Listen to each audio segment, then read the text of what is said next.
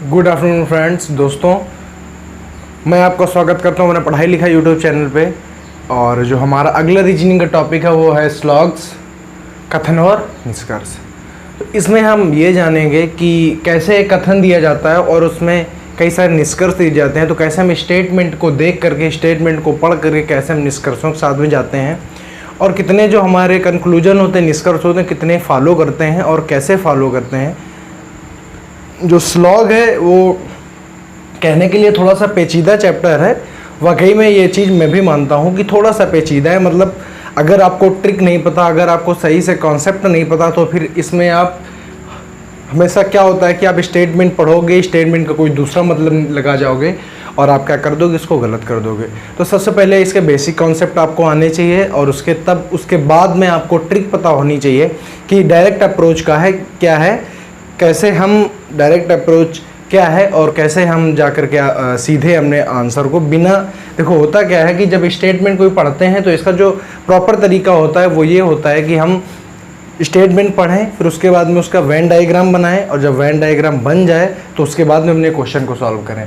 तो ये होता है बड़ा लेंदी सा प्रोसेस, मतलब बड़ा सा प्रोसेस हो जाता है कि पहले वेन डायग्राम बनाइए, फिर वेन डायग्राम को कंक्लूजन निष्कर्ष पे क्या करिए, अप्लाई करिए। अगर वेन डायग्राम जो हमारा कंक्लूजन है, निष्कर्ष है, अगर वो वेन डायग्राम को सेटिस्फाइड कर देता है, संतुष्ट कर देता है, तभी हम बोलेंगे कि ये जो कथन है इससे निष्कर्ष निकल के आ रहा है।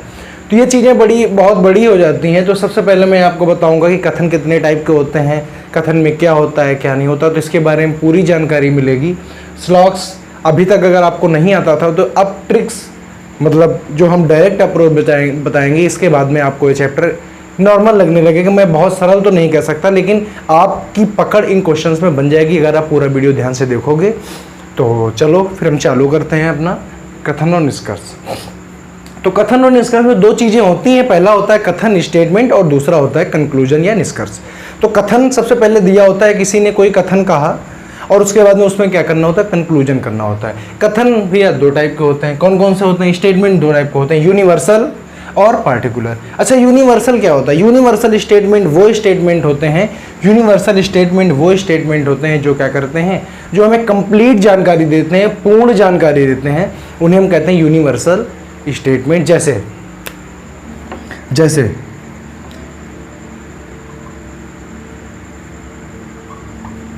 सभी कुत्ते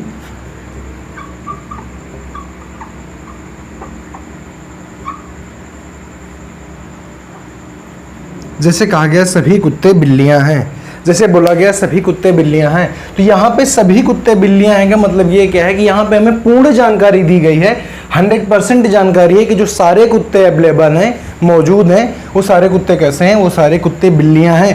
तो यहाँ पे क्या है, यहाँ पे कोई कंफ्यूजन नहीं है, यहाँ पे कोई आधी जानकारी नहीं, यहाँ को कोई आधी अधूरी जानकारी नहीं, पूरी जानकारी है कि जितने सभी कुत्ते यहाँ पर मौजूद हैं, जितने कुत्ते हैं वो सभी कैसे हैं, बिल्ली हैं। तो ये यूनिवर्सल स्टेटमेंट, ये जो जानकारी, ये कैसी ये जानकारी है, ये है पूरी 100% जानकारी है, कंप्लीट जानकारी है। तो जो भी स्टेटमेंट, जो भी कथन हमें कंप्लीट जानकारी देते हैं, पूरी जानकारी देते हैं, उनमें कोई संशय भ्रम की स्थिति नहीं रह जाती है, ऐसे स्टेटमेंट को हम बोलते हैं यूनिवर्सल स्टेटमेंट। और जो हमारा दूसरा स्टेटमेंट होता है पर्टिकुलर स्टेटमेंट, इसमें क्या होता है, इसमें हमेशा इनकम्प्लीट जानकारी होती है, आधी अधूरी जानकारी होती है। आप किसी भी निश्चित जगह पे पहुंच के ये नहीं कह सकते हो कि यही हो सकता। जैसे मैं कह दूं, तो जो इसमें आता है, जो यूनिवर्सल में आता है, वो हमेशा आता है ऑल। क्या आता है? ऑल। ऑल मतलब सब या सभी आता है। हमेशा जो भी यूनिवर्सल होगा उसमें सब या सभी लग के आएगा। सभी कुत्ते बिल्लियां हैं, ऑल डॉग्स और कैट्स, सभी कुत्ते कैसे हैं, बिल्लियां हैं। तो ये होता है, इसमें ऑल आता है। लेकिन अगर बात करें पर्टिकुलर की, तो पर्टिकुलर क्या होता है, इसमें क्या होता है, आधी अधूरी जानकारी होती है। आधी अधूरी कैसे? जैसे मैं कह दूं कि कुछ क्लास में जो उपस्थित बच्चे हैं, कुछ बच्चे इंजीनियर हैं, तो मैंने कहा कुछ बच्चे इंजीनियर हैं। अगर मैं बोल दूं कि 40% क्लास में जो विद्यार्थी मौजूद हैं, उनका 40% विद्यार्थी क्या है, इंजीनियर हैं। तो जो बचे हुए 60% है वो इंजीनियर हो भी सकते हैं, या ऐसा हो जाए कि कुछ बच्चे डॉक्टर हों, कुछ बच्चे टीचर हों, ऐसा भी हो सकता है। तो जो पर्टिकुलर होता है, ये होता है इनकम्प्लीट जानकारी होती है। कैसी होती है? इनकम्प्लीट इंफॉर्मेशन होती है। ये होता है इनकम्प्लीट होता है। इसमें जानकारी होती है इज इक्वल टू 100%, ये होती है लेस देन 100%, मतलब 100% से जानकारी कितनी कम होती है, 60% हो सकती है, 40% हो सकती है, 50% हो सकती है। मतलब आप पर्टिकुलर स्टेटमेंट को पढ़ के, आप जिस स्टेटमेंट को पढ़ के आप निश्चित किसी भी निष्कर्ष में ना पहुंच पाए कि क्या सभी हैं, तो होते इनकम्प्लीट। जैसे कह दिया जाए कि कुछ कुत्ते बिल्लियां हैं, मतलब सारे कुत्ते बिल्लियां नहीं हैं, इसका मतलब यहाँ पे ये दिखाया जा रहा है कुछ कुत्ते बिल्लियां हैं, तो जो बचे हैं वो बिल्लियां हो भी सकते हैं, नहीं भी हो सकते हैं। सबसे पहले मैं बात आपको बता दूं, कथन निष्कर्ष रियल लाइफ से संबंधित कोई चैप्टर नहीं है, रियल लाइफ से इसका कोई संबंध होता नहीं है। तो क्या कभी ऐसा होता है कि डॉग क्या कभी कैट हो सकते हैं, या कभी कैट डॉग हो सकती हैं? ऐसा हो ही नहीं सकता है। तो इसका रियल लाइफ से कोई लेना देना कतई नहीं है। तो सबसे पहली बात तो ये हो गई, ठीक है। बात आ गई इनकम्प्लीट की। जब तक हम आपको पूरा कॉन्सेप्ट नहीं बताएंगे तब तक अगर आपका नॉलेज अधूरा है, मैं बार बार कह रहा हूं, तो फिर आप स्लॉग नहीं कर पाओगे, करोगे लेकिन गलत कर दोगे, आप कंक्लूजन में पहुंच ही नहीं पाओगे। आप जो कंक्लूजन गलत होगा वो उसको आप सही कर जाओगे, जो सही होगा उसको आप गलत कर जाओगे। बड़ी छोटी छोटी चीजें होती हैं। तो बात इसकी आगे, अगर इसके एग्जाम्पल की बात करें, अगर हम इसके एग्जाम्पल की बात करें तो इसका एग्जाम्पल होता है कुछ पेन लाल है। सम पेन्स आर रेड, कुछ पेन लाल हैं। तो अगर पर्टिकुलर की बात करें तो इसमें आ रहा था ऑल, यूनिवर्सल में आ रहा था ऑल, इसमें आएगा सम। और अगर अब देखो स्टेटमेंट दो प्रकार के होते हैं, कौन कौन से? पॉजिटिव स्टेटमेंट और निगेटिव स्टेटमेंट। बात समझ में आई? तो अगर पॉजिटिव स्टेटमेंट है तो आएगा सभी कुत्ते बिल्लियां हैं, ऑल डॉग्स और कैट्स। लेकिन अगर निगेटिव आएगा तो फिर यूनिवर्सल में आएगा नो। क्या आएगा? नो माने कोई नहीं, कोई भी नहीं। कैसे? नो डॉग्स और कैट, कोई भी कुत्ता बिल्ली नहीं है। नो डॉग्स और कैट, कोई भी कुत्ता बिल्ली नहीं है। इसका मतलब है मौजूदा हालत में जितने भी कुत्ते हैं उनमें से कोई भी कुत्ता बिल्ली हो ही नहीं सकता। तो ये हमारी कंप्लीट जानकारी हुई या नहीं हुई? पूरी कंप्लीट इंफॉर्मेशन हुई कि नहीं हुई, बताइए। दूसरा नंबर अगर बात करें तो कोई भी कुत्ता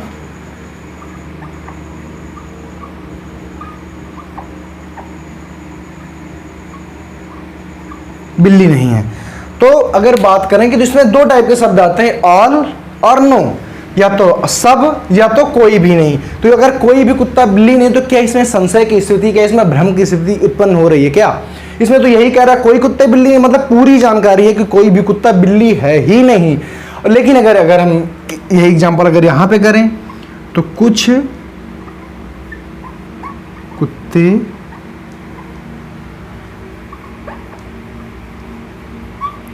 बिल्ली नहीं है। अच्छा, कुछ कुत्ते बिल्ली नहीं है मतलब कुछ कुत्ते बिल्ली नहीं है लेकिन कुछ हो भी सकते हैं। तो यहां पे जो हमें इंफॉर्मेशन मिली, यहां पे जो हमें जानकारी मिली, ये इनकम्प्लीट मिली। और यहां पे कोई कुत्ता बिल्ली है ही नहीं, कंप्लीट, लेकिन यहां पे कुछ कुत्ते बिल्ली नहीं है मतलब कुछ हो भी सकते हैं। तो यहां पे दो टाइप के शब्द आते हैं, सम और सम नॉट, कुछ भी नहीं। सम या सम नॉट, सम का मतलब कुछ और सम का मतलब कुछ नहीं, कोई नहीं, कुछ नहीं। तो इसलिए कुछ नहीं और कुछ, जैसे यहां पे ऑल और नो। बात समझ में आई? तो इस प्रकार से दो प्रकार के हमारे सेंटेंस होते हैं, पॉजिटिव स्टेटमेंट और निगेटिव स्टेटमेंट। अब देखो इसको नोट कर लीजिएगा वीडियो पॉज करके। अब हम आगे चलते हैं। देखो आगे इसका कॉन्सेप्ट क्लियर करना बहुत ही जरूरी है, क्योंकि कॉन्सेप्ट अगर क्लियर नहीं होगा तो फिर स्लॉग आप कर नहीं पाओगे। पढ़ा आपने बहुत बार होगा लेकिन हर बार आप भूल जाते हो, तो ये सब चीज़ें अब खत्म हो जाएंगी। देखो आगे अगर हम बात करें, क्या हर समय आपके स्टेटमेंट में सब लिख के आता है? क्या हर बार आपके सेंटेंस में सब लिख के आएगा और लिख के आएगा? तो देखो सेंटेंस में जब सब लिखेगा और लिखेगा तो इसको और चीज़ें भी तो लिख सकते हैं, और चीजें भी लिख सकते हैं। जैसे हम लिख सकते हैं प्रत्येक या एवरी। जैसे मैं कह दूं कि क्लास के सब बच्चे इंजीनियर हैं या क्लास का प्रत्येक बच्चा इंजीनियर है, बात तो ऑल से आ रही ना कंप्लीट। जब प्रत्येक मतलब प्रत्येक मतलब सब एक एक एक एक सब पूरे, तो अगर ऑल की जगह पर अगर इवरी भी लिख के आ जाए, अगर कभी इवरी आ जाएगा तो आप समझ जाइएगा कि ये ऑल ही लिखा हुआ है। दूसरा आ सकता है ईच, क्या आ सकता है? ईच आ सकता है। ईच का मतलब एक एक, एक एक मतलब प्रत्येक, तो ईच भी आ सकता है। अगर कभी ईच आ जाए तो आप इसको भी याद रखिएगा। या कभी आ सकता है 100%। कैसे आ जाएगा? क्लास के 100% बच्चे इंजीनियर हैं, मतलब पूरे बच्चे। 100% का क्या मतलब होता है? होल, पूरा, सारा, ठीक है। तो ये वर्ड भी ऑल की जगह पे आ सकते हैं, सबकी जगह पे आ सकते हैं। तो अगर ये वाले भी वर्ड आते हैं तो आपको भ्रमित होने की कोई जरूरत नहीं है, आप समझ जाइएगा कि ऑल ही लिखा हुआ है, सब लिखा हुआ है और जानकारी कैसी कंप्लीट है। अगर हम बात करें सम की, तो क्या हमेशा कथन में सम लिख के ही आएगा? क्या हमेशा कथन में सम ही लिख के आएगा? दूसरे वर्ड भी तो आ सकते हैं। तो दूसरे वर्ड आ सकते हैं एटलीस्ट। एटलीस्ट का मतलब लगभग, लगभग। अगर लगभग सब की बात करें तो लगभग सब की बात मतलब होती है कि सब नहीं, लगभग सब, मतलब 2 4 6 छूट जाएंगे। बात समझ में आई? मतलब सब नहीं, लगभग सब। बात समझ में आ गई?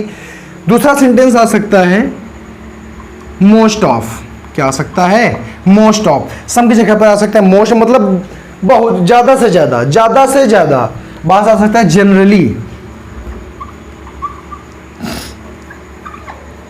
जनरली मतलब सामान्यतया सभी। सामान्यतया सभी का मतलब होता है कुछ छूट सकता है, पूरा नहीं हो सकता है।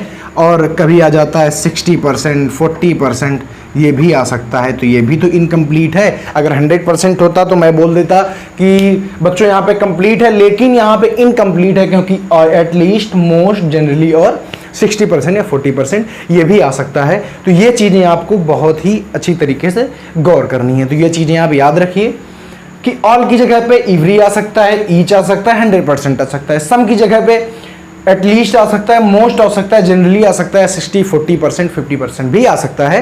तो अगर ये चीजें आती हैं तो आप अंदाजा लगा लीजिएगा, आप समझ जाइएगा कि ये सम लिखा हुआ है। अगर ये चीजें आती हैं तो आप समझ जाइएगा कि ये ऑल लिखा हुआ है। बात समझ में आ गई?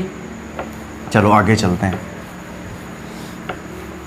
कॉन्सेप्ट बहुत अच्छे से क्लियर करिए बच्चों, क्योंकि अगर कॉन्सेप्ट अधूरे रह गए तो फिर दिक्कत बहुत ज़्यादा हो जाएगी, ठीक है। चलो आगे। अब देखो, अब एक हम क्वेश्चन लेंगे और अपने क्वेश्चन से हम आपको बताने की ये कोशिश करेंगे कि कैसे इसका ट्रेडिशनल तरीका, मतलब इसका जो प्रॉपर तरीका होता है वो कैसे होता है और ट्रिक कैसे काम करती है। तो सबसे पहले मुझे एक क्वेश्चन लिखना है। अगर हम क्वेश्चन की बात करें तो क्वेश्चन कुछ ऐसा है, जो हमारा स्टेटमेंट है, जो हमारा कथन है, वो कह रहा है, कथन कह रहा है कि सभी आम सेब हैं। क्या कह रहा है? कह रहा है सभी आम सेब हैं। ये है, क्या है हमारा? ये है हमारा कथन है, ये हमारा स्टेटमेंट है। अगर बात हम कंक्लूजन की करें, इसमें बहुत सारे हम कंक्लूजन लिखेंगे ताकि आपको अच्छी तरीके से समझ में आ जाए। तो पहला अगर हम लिख दें कुछ सेब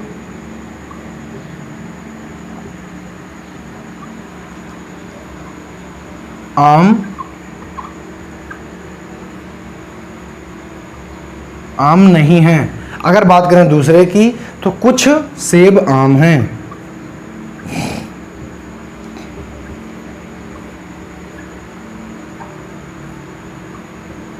अगर बात करें तीसरे की तो सभी सेब आम हैं।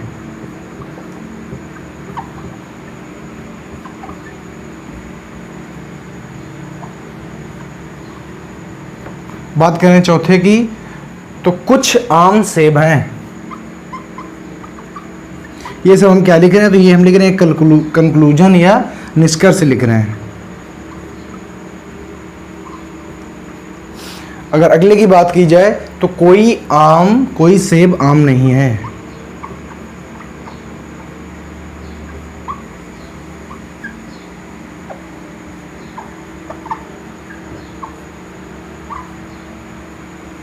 अगले की बात करें, कोई आम सेब नहीं है, कोई आम सेब नहीं है।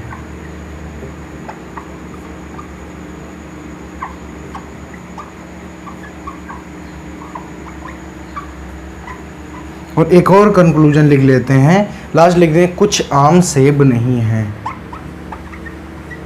कुछ आम सेब नहीं है। अब देखो हमारा स्टेटमेंट था एक, इसके कंक्लूजन हमने लिखे 7। बात समझ में आई। अब जो इसका ट्रेडिशनल तरीका होता है, जो इसका प्रॉपर तरीका होता है वो कैसे होता है, सर्वप्रथम आप क्या करिए, सर्वप्रथम आप करिए ये कि जो स्टेटमेंट है इसका बना लीजिए वेन डायग्राम। सबसे पहले इसका वेन आरेख बनाइए। और वेन आरेख आप जानते हैं कि एक सेंटेंस के एक से ज्यादा वेन आरेख बन सकते हैं, ये आप जानते हैं बहुत अच्छे तरीके से। तो सबसे पहले हम क्या करेंगे, स्टेटमेंट का वेन डायग्राम बनाएंगे। लिखा है सभी आम सेब हैं, तो ऐसे नहीं आएगा ऑल मैंगोज और एप्पल। बात समझ में आई, यही तो बनेगा। सभी आम सेब हैं मतलब सेब के अंदर ही तो आम आएंगे। अगर दूसरी बात करें तो सभी आम सेब हैं, क्या ऐसे नहीं बनेगा, क्या ऐसे भी नहीं बनेगा, सभी आम सेब हैं क्या ऐसे नहीं बनेगा, बन जाएगा ना। तो ये दोनों टाइप बना। अब देखो क्या करना होता है, अब करना हमें बच्चों ये होता है कि ये जो हमारा कंक्लूजन है उसको हमको इसमें दोनों में अप्लाई करना होता है। अगर एक डायग्राम, अगर एक वेन आरेख को किसी भी स्टेटमेंट ने संतुष्ट किया, सेटिस्फाइड किया, लेकिन अगर उसी स्टेटमेंट ने अगर दूसरे वाले डायग्राम को अगर सेटिस्फाइड नहीं किया तो वो स्टेटमेंट कैसा हो जाए, गलत हो जाएगा।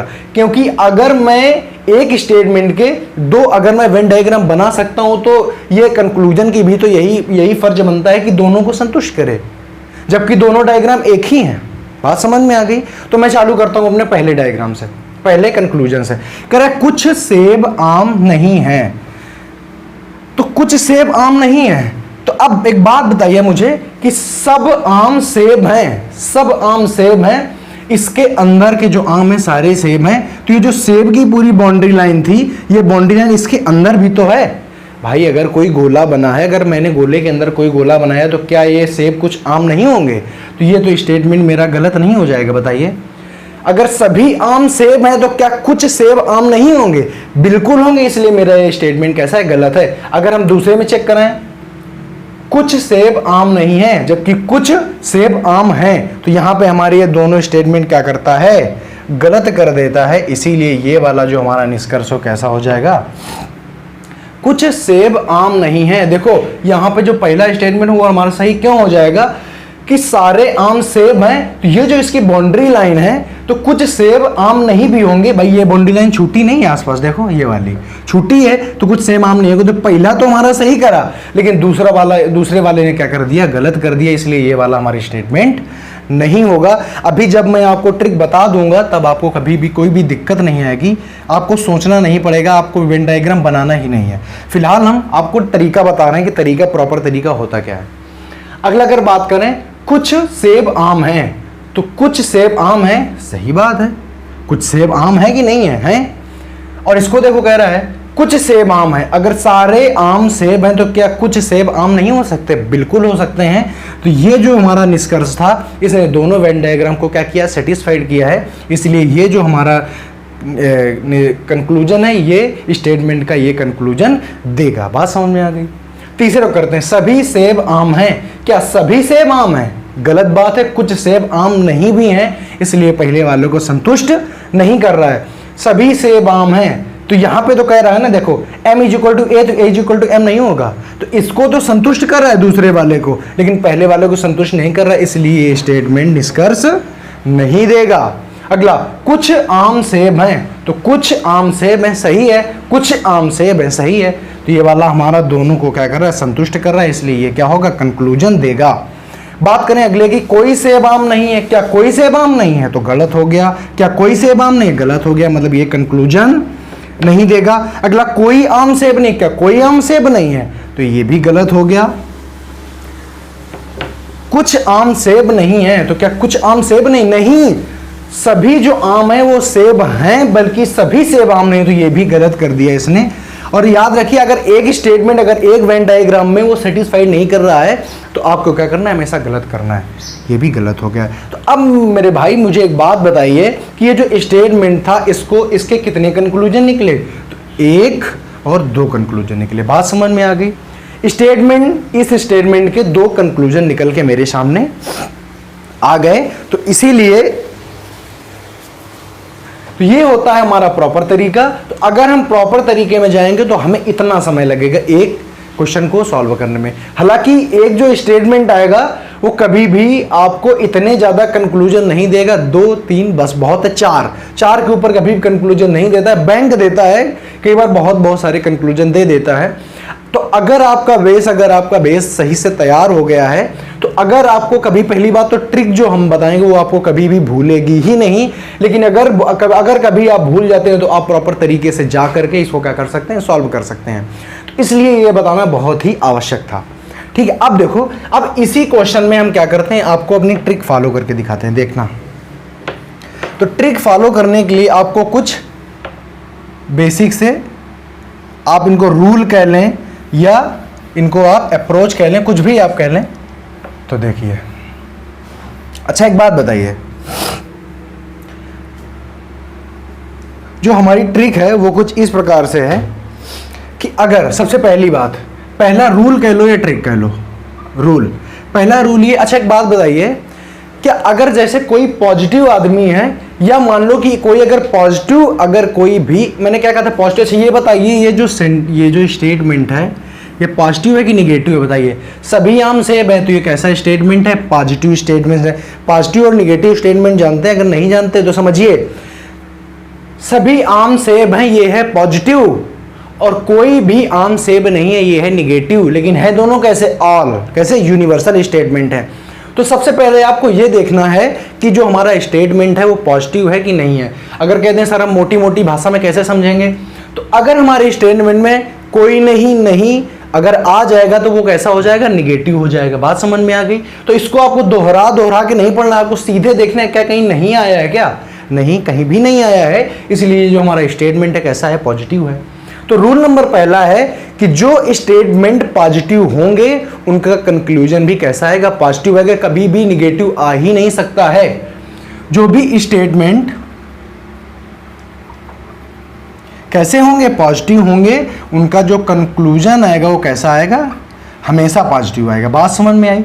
जो स्टेटमेंट पॉजिटिव है उनका कंक्लूजन भी कैसा आएगा, पॉजिटिव आएगा। और जो स्टेटमेंट निगेटिव हैं, जो भी स्टेटमेंट कैसे हैं, निगेटिव हैं, तो उनका जो कंक्लूजन आएगा वो कैसा आएगा, निगेटिव आएगा। तो ये आप यथार्थ सत्यता मान लीजिए, और ये सत्य बात भी है। अगर आप अभी करेंगे, अगर आप यहाँ पे देखें, अभी मैंने आपको बताया था, तो दूसरा नंबर और चौथा नंबर सही रहा, सही था क्या, नीचे वाले एक भी सही थे, क्योंकि इसमें नहीं और इसमें भी देखो नहीं आया।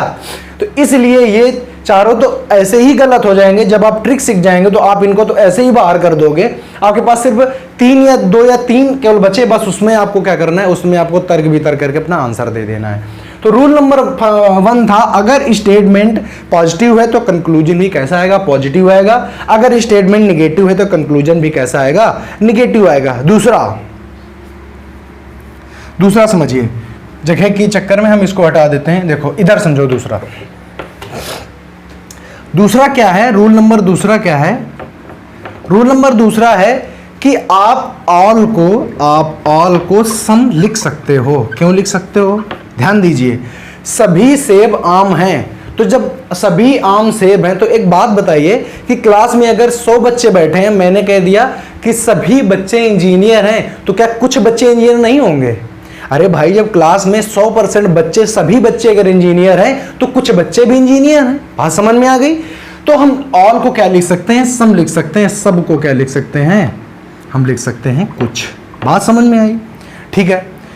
अब अगर बात करें सम की, तो आप कहोगे सर सम को क्या ऑल लिख सकते हैं क्या? तो आप याद रखिए, सम को ऑल नहीं लिख सकते हैं। क्यों नहीं लिख सकते हैं? मैंने कहा क्लास में कुछ बच्चे इंजीनियर हैं, तो क्या आप ये भी बोल दोगे क्लास में सब बच्चे इंजीनियर हैं? गलत बात। कुछ बच्चे टीचर भी हो सकते हैं, कुछ बच्चे डॉक्टर भी हो सकते हैं। तो ऑल को आप सम पढ़ सकते हो, लिख सकते हो, लेकिन क्या आप सम को ऑल लिख सकते हो क्या आप सम को ऑल लिख सकते हो? तो कभी भी नहीं लिख सकते हो। इसका रिवर्स नहीं होता है। तो आप इस बात को बहुत अच्छी तरीके से क्या करिएगा, याद रखिएगा। ऑल को आप सम लिख सकते हो, लेकिन सम को ऑल नहीं लिख सकते हो। बात समझ में आ गई। और क्या कर सकते हो, तो आप नो को सम नॉट लिख सकते हो। क्या लिख सकते हो? Some not. क्यों लिख सकते हो? मैंने कहा क्लास में कोई भी बच्चा इंजीनियर नहीं है, मतलब पूरी की पूरी क्लास कैसी है, कोई भी इंजीनियर नहीं, मतलब पूरी क्लास में इंजीनियर नाम की कोई चीज नहीं है, कोई बच्चा इंजीनियर नहीं है। तो क्या आप ये नहीं कह सकते हो कि क्लास में कुछ बच्चे इंजीनियर नहीं है? कुछ बच्चे मतलब जब सब नहीं है तो कुछ भी तो नहीं होंगे।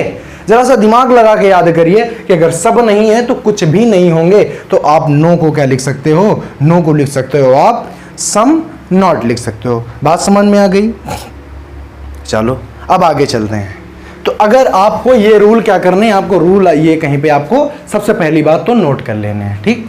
अब देखो, इसको मैं हटा देता हूं। अब देखो, सबसे पहले आप रूल क्लियर कर लीजिए, ठीक है। और यही जो रूल है, यही हमारी क्या है, यही हमारी ट्रिक है। अब देखो, पॉजिटिव स्टेटमेंट दो होते हैं। कैसे? जैसे देखो, पहला मैंने लिखा ऑल ए आर बी, दूसरा मैंने लिखा no A is B, no A is B. मैंने तीसरा लिखा some A are B, some A are B. अगला मैंने लिखा some A are not B, are not B. इसमें जरा गौर करिए। अब इसमें मुझे ये बताइए कि कितने स्टेटमेंट पॉजिटिव हैं और कितने स्टेटमेंट नेगेटिव हैं। तो आप बोलेंगे जिसमें नॉट या नो नहीं लगा है वो कैसे होंगे? पॉजिटिव होंगे। और जिनमें नॉट या नो लगा है वो कैसे होंगे? नेगेटिव होंगे। तो ये वाले दोनों स्टेटमेंट कैसे हैं? पॉजिटिव। ये दोनों कैसे हैं? नेगेटिव हैं। मैंने कहा था, मैंने ये बात कही थी कि आप ऑल को सम पढ़ सकते हो, सम को ऑल पढ़ सकते हो। तो जरा छोटा सा रूल यहाँ पे मैं आपको बता दूं कि जब भी कभी ऑल वाला स्टेटमेंट आएगा तो जो इसके पीछे का स्टेटमेंट होगा इसमें क्या छिपा होगा? सम। आप अपने आप से क्या पढ़ लेंगे? सम। कैसे? ऑल ए आर बी, सभी ए बी हैं। मैं कहूं कि क्लास में सभी बच्चे इंजीनियर हैं, तो क्या कुछ इंजीनियर बच्चे नहीं होंगे? बात समझ में आ गई? अगर आप इधर से इसको ऐसे पढ़ सकते हो तो इधर से इसको ऐसे नहीं पढ़ सकते हो। ऑल ए और बी, सभी ए बी हैं, तो कुछ बी ए भी तो हो सकते हैं। मैंने आपको यहां पे अभी यही चीज बताई थी। तो आप क्या करोगे? जो भी पॉजिटिव स्टेटमेंट होगा उसमें आप क्या करोगे? उसके बाद में आपको क्या छिपा मिलेगा? सम। ये भी पॉजिटिव है तो यहां पे क्या मिलेगा? सम। सम ए और बी, कुछ ए बी हैं, तो क्या कुछ बी ए नहीं हो सकते हैं? बिल्कुल हो सकते हैं। अगर कुछ बच्चे इंजीनियर हैं तो क्या कुछ इंजीनियर बच्चे नहीं हो सकते हैं? या कुछ लड़के इंजीनियर हैं तो क्या कुछ इंजीनियर लड़के नहीं हो सकते? क्या सब लड़कियां ही होंगी? बात समझ में आ गई? तो जो पॉजिटिव स्टेटमेंट होंगे दोनों के जो पीछे वाला चीज होगी उसमें क्या छिपा होगा? सम। जैसे यहां की बात कर लें, सभी आम सेब हैं, ये कैसा है? पॉजिटिव है, तो यहां पर क्या छिप जाएगा? कुछ या सम छिप जाएगा। तो उल्टा पढ़ो, यहां से पढ़ो, रिवर्स है। कुछ सेब आम हैं। बिल्कुल सही बात है कि अगर सभी आम सेब हो सकते हैं तो क्या कुछ सेब आम नहीं हो सकते हैं? बिल्कुल हो सकते हैं। ये है हमारी ट्रिक। जब आप इसको पकड़ लोगे तो आप सीधे सीधे इनका आंसर दोगे, देखते जाइएगा, ठीक है। अब देखो, अगर नो वाली बात करें तो जो नो या सम नॉट वाला होता है इसमें क्या होता है? इसके लास्ट में नो छिपा होता है। क्या छिपा होता है? नो छिपा होता है। जैसे कैसे नो छिपा होता है? देखिए, नो ए इज बी, कोई भी ए बी नहीं है, तो क्या कोई भी बी ए होगा? तो आप इधर से अगर पढ़ेंगे तो कोई भी बच्चा इंजीनियर नहीं है, तो कोई भी इंजीनियर क्या बच्चा हो सकता है? नहीं हो सकता है। तो इसलिए अगर आप नकारात्मक निगेटिव पढ़ रहे हैं तो आप उसमें क्या करेंगे कि अगर इस साइड से इधर जाएंगे तो क्या हो जाएगा आपका? तो हमेशा जैसे पॉजिटिव में सम छिपा रहता है ऐसा निगेटिव में नो छिपा रहता है। तो ये है हमारी ट्रिक। अब ये अगर आपको ट्रिक समझ में आ गई होगी, अगर आपने सही से पढ़ लिया होगा, तो अब हम आगे का अपना क्वेश्चन करेंगे। तो तब तक के लिए आगे का क्वेश्चन, चूंकि वीडियो पूरा हो चुका है तो आगे का ये जो आगे का क्वेश्चन होगा ट्रिक हम क्या करेंगे? अगले वीडियो में अप्लाई करेंगे। तब तक के लिए जय हिंद, नमस्कार।